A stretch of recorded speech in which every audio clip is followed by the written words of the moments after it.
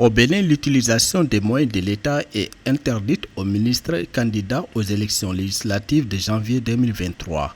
C'est ce qu'a révélé le porte-parole du gouvernement sur la chaîne nationale dimanche 6 novembre 2022. Selon Wilfrid Léandre Oumbédi, il est formellement interdit et fortement défendu aux ministres candidats d'impliquer les moyens de l'État non seulement pendant la pré-campagne mais aussi lors de la campagne électorale proprement dite. Le pouvoir en place prévient les ministres et les fonctionnaires candidats à la prochaine échéance électorale où plusieurs membres du gouvernement sont candidats sur les listes de leur parti politique.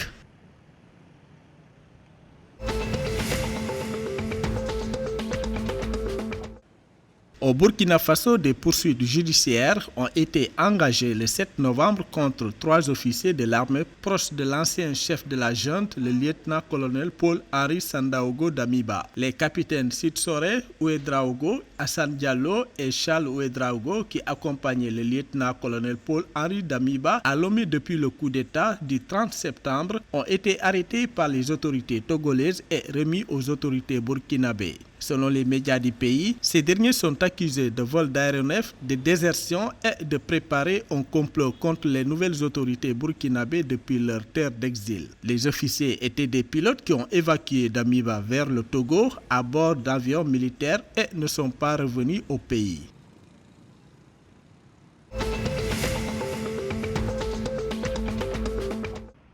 En Côte d'Ivoire, l'Assemblée nationale a examiné lundi 7 novembre un projet de loi de finances portant budget national 2023. Selon les médias locaux, le budget de l'État a été porté à 11,6 944 milliards de francs CFA contre 9 901 milliards de francs CFA en 2022.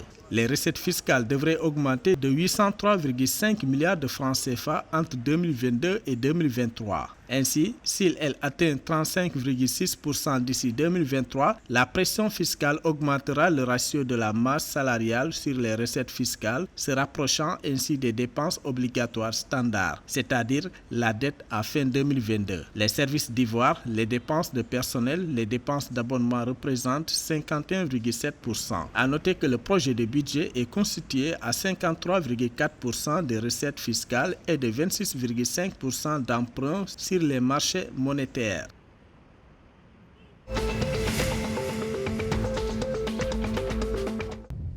Le gouvernement du Ghana a réitéré lundi 7 novembre 2022 son engagement à stabiliser la monnaie locale cedi ghanéen d'ici la fin de l'année. L'exécutif et la Banque du Ghana ont adopté des mesures, notamment pour lutter contre la spéculation qu'il a décrite comme l'une des principales causes de la dépréciation du cedi ces derniers temps. Selon les autorités, bien que la dépréciation du cedi ait eu un impact sur le coût des affaires dans le pays, il est convaincu que le taux de dépréciation de la monnaie locale ralentit et soulagera les entreprises.